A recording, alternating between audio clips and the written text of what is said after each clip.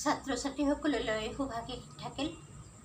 আজি মই ইতিহাস খণ্ডৰ ভাৰতৰ স্বাধীনতা আন্দোলন আৰু অসমত জাতীয় জাগৰণ পাঠটোৰ আলোচ্য বিষয় সামাজিক আৰু ভাষা সাহিত্য ভিত্তিক সংগঠনসমূহৰ বিষয়ে সামান্য আভাস দিম। এতিয়া পাঠটোৰ আলোচ্য বিষয়খিনিৰ মূল কথাখিনি এনেধৰণৰ। ইংৰাজে ব্ৰহ্মদেশক পৰাস্ত কৰি 1826 চনত মান ৰজা আৰু ইংৰাজৰ মাজত ইয়াণ্ডাবু সন্ধি স্বাক্ষৰিত হয়। এতিয়া ইয়াণ্ডাবু সন্ধিৰ অন্তত ক্ৰমগতিত সমগ্ৰ উত্তৰ পূৰ্বাঞ্চল এখনকৈ ৰাজ্যসমূহ কোম্পানী ৰাজ্যৰ অন্তৰ্গত হয়। এতিয়া প্ৰশ্ন হয়, অসমত ইয়াণ্ডাবু সন্ধিৰ প্ৰভাৱ কি? প্ৰশ্নটো আকৌ মন কৰিবা, অসমত ইয়াণ্ডাবু সন্ধিৰ প্ৰভাৱ কি? এতিয়া অসমত ইয়াণ্ডাবু সন্ধিৰ প্ৰভাৱ দুই ধৰণে পৰিছিল। এটা হ'ল অসম ব্ৰহ্মদেশৰ হাতৰ পৰা মুক্ত হয়। দ্বিতীয়তে অসমত ইষ্ট ইণ্ডিয়া কোম্পানীৰ শাসন আৰম্ভ হয়। অৰ্থাৎ ইয়াণ্ডাবু সন্ধিৰ পৰৱৰ্তী সময়ত অসম ব্ৰিটিছ ৰাজ্যৰ সৈতে চামিল হয় বা ব্ৰিটিছ ভাৰত ৰাজ্যৰ অন্তৰ্গত হয়। অ'কে, এতিয়া ইংৰাজে অসম দখল কৰাৰ লগে লগে সমগ্ৰ ভাৰতবৰ্ষ কোম্পানী ৰাজ্যৰ সৈতে একাকাৰ হয় আৰু ইংৰাজে দেশৰ অৰ্থনৈতিক ৰাজনৈতিক দিশত আমূল পৰিৱৰ্তন আনে। শিক্ষাৰ দিশতো নতুন প্ৰচলন ঘটায় আৰু শৈক্ষিক পৰিৱৰ্তন সমগ্ৰ দেশলৈ আনে। এইখিনিতে এটা প্ৰশ্ন উত্থাপন কৰিব পাৰে যে ইংৰাজে প্ৰৱৰ্তন কৰা আধুনিক শিক্ষা ব্যৱস্থাই ভাৰতীয় সমাজত কেনেধৰণে প্ৰভাৱ পেলাইছিল। ইংৰাজে ভাৰতবৰ্ষত প্ৰাচীন শিক্ষাৰ সামৰণি মাৰি আধুনিক শিক্ষাৰ প্ৰৱৰ্তন ঘটাইছিল। এতিয়া আহিছোঁ প্ৰশ্নটোলৈ, ইংৰাজে প্ৰৱৰ্তন কৰা আধুনিক শিক্ষা ব্যৱস্থাই ভাৰতীয় সমাজত কেনেধৰণে প্ৰভাৱ পেলাইছিল।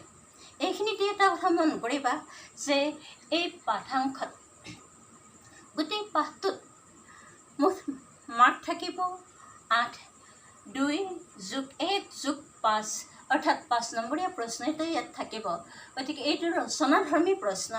গতিকে প্ৰশ্নটোৰ মূল্যায়নলৈ চাই প্ৰশ্নটো উত্তৰটোৰ গঠনৰ ষ্টাইল এনেধৰণৰ। এতিয়া উত্তৰটো তোমালোকে এনেধৰণে মন কৰা।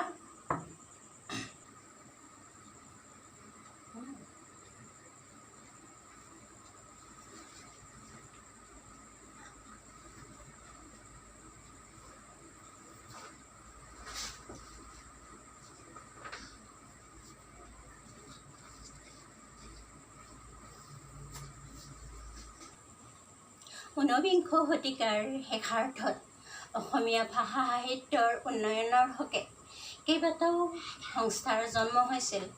এই সংস্থা বা অনুষ্ঠান প্ৰতিষ্ঠানসমূহৰ ভিতৰত উল্লেখ কৰিব পাৰি জ্ঞান প্ৰদায়িনী সভা। এই অনুষ্ঠানটোৰ জন্ম হৈছিল 1857 চনত। উদ্যোক্তা গুণাভিৰাম বৰুৱা, দেৱীচৰণ দাস। এতিয়া জ্ঞান প্ৰদায়িনী সভা, জ্ঞান প্ৰদায়িনী সভা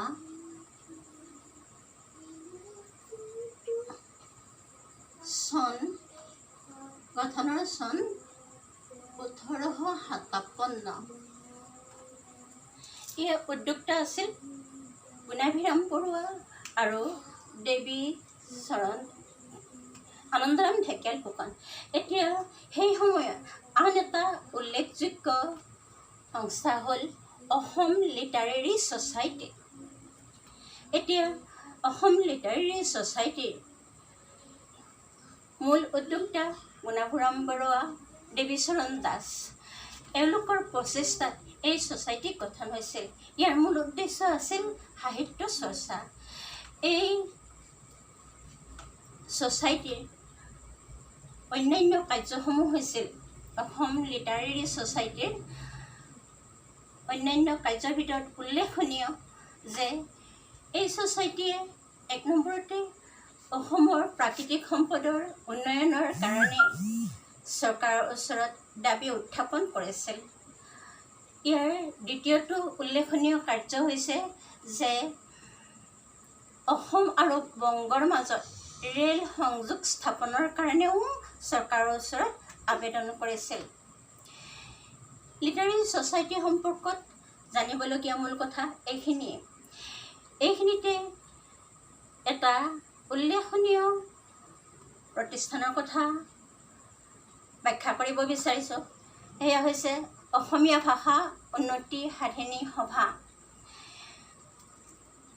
ঊনবিংশ শতিকাৰ সেই শেষাৰ্ধৰ ফালে কলিকতালৈ পঢ়িবলৈ যোৱা কেইগৰাকীমান বিশিষ্ট ব্যক্তি হেমচন্দ্ৰ বৰুৱা, হেমচন্দ্ৰ গোস্বামী, লক্ষ্মীনাথ বেজবৰুৱা আৰু চন্দ্ৰকুমাৰ আগৰৱালা, এইসকলৰ নেতৃত্বত কলিকতাতেই অসমীয়া ভাষা সাহিত্যৰ উন্নয়নৰ কাৰণে গঠন কৰা হৈছিল অসমীয়া ভাষা উন্নতি সাধিনী সভা। ইয়াৰ মুখ্য উদ্দেশ্যই হৈছে অসমীয়া ভাষা সাহিত্যৰ উত্তৰণ ঘটোৱা। এতিয়া প্ৰশ্ন হ'ল অসমীয়া ভাষা উন্নতি সাধিনী সভাৰ মূল কাৰ্যসমূহ। এতিয়া প্ৰশ্নটো অসমীয়া ভাষা উন্নতি সাধিনী সভাৰ মূল কাৰ্যসমূহ। এইটো এটা ৰচনাধৰ্মী প্ৰশ্ন। ইয়াৰ মূল্যায়ন 5 আছে।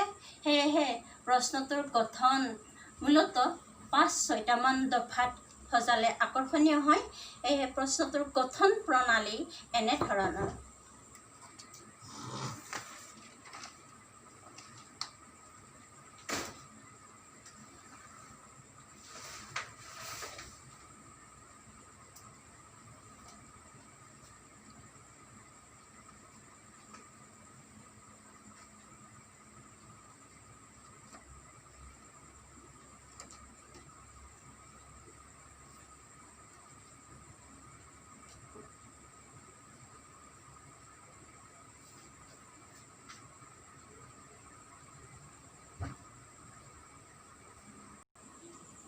অসমীয়া ভাষা সাহিত্য উন্নতি সাধিনী সভাৰ প্ৰধান উদ্যোক্তা বেজবৰুৱা, চন্দ্ৰকুমাৰ আগৰৱালা আৰু হেমচন্দ্ৰ গোস্বামীৰ উদ্যোগতেই জোনাকী নামৰ এখন কাকত সেই সময়ত প্ৰকাশ কৰা হৈছিল।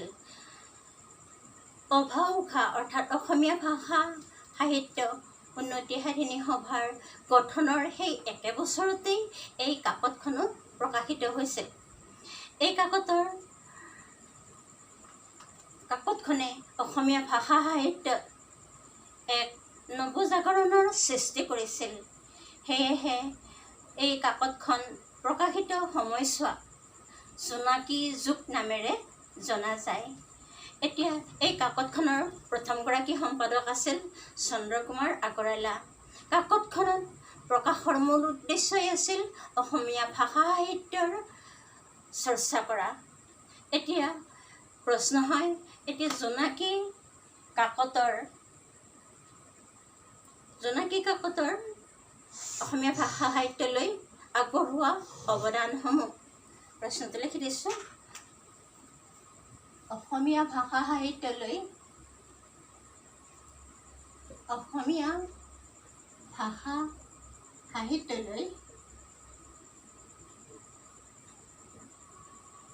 জোনাকী কাকতৰ অৱদান।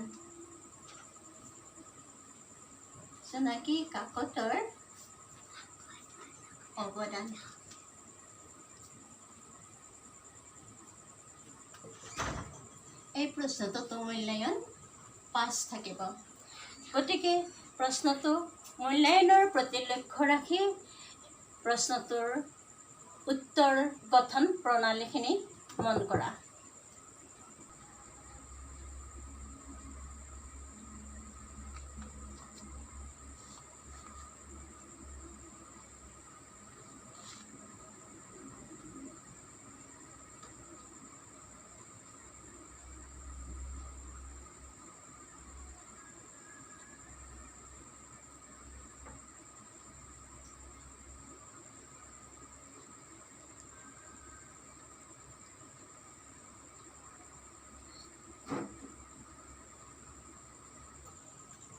সেই সময়ত গঢ়ি উঠা আন এটা অনুষ্ঠান হৈছে অসম ছাত্ৰ সন্মিলন। অসম ছাত্ৰ সন্মিলন, এই সন্মিলন 1916 চনত গঠন হয়।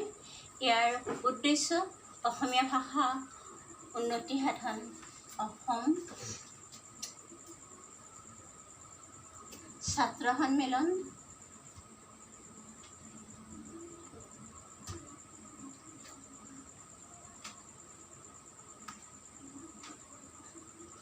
গঠন 1916 চনত। উদ্দেশ্য তাৰপিছত কাৰ্য। এতিয়া এই ছাত্ৰ সন্মিলনৰ এইকেইটা কথা জানিলেই যিকোনো প্ৰশ্নৰ উত্তৰ কৰিব পৰা যায়। এই ছাত্ৰ সন্মিলন 16 চনত গঠন। উদ্দেশ্য অসমীয়া ভাষাৰ উন্নতি সাধন। কাৰ্য অসমৰ বিভিন্ন বিদ্যালয় মহাবিদ্যালয়ৰ লগত মতৰ বিনিময়েৰে সম্পৰ্ক স্থাপনৰ চেষ্টা। দ্বিতীয়তে দেশৰ স্বাধীনতা আন্দোলনত অংশগ্ৰহণ। এতিয়া অসম ছাত্ৰ সন্মিলনৰ এখন মুখপাত্ৰও আছিল। এই মুখপাত্ৰখনৰ নাম আছিল মিলন। গতিকে ছাত্ৰ সন্মিলনৰ মিলন কাকতে সেই সময়ত শিক্ষা সাহিত্যৰ চৰ্চা আৰু জাতীয় চেতনা গঢ়াত বিশেষ অৱদান আগবঢ়াইছিল। এতিয়া কালাংশ সামৰিছোঁ। পৰৱৰ্তী ভিডিঅ'ত ইয়াৰ পিছৰ আলোচনাখিনি নিশ্চয় পাবা। ধন্যবাদ।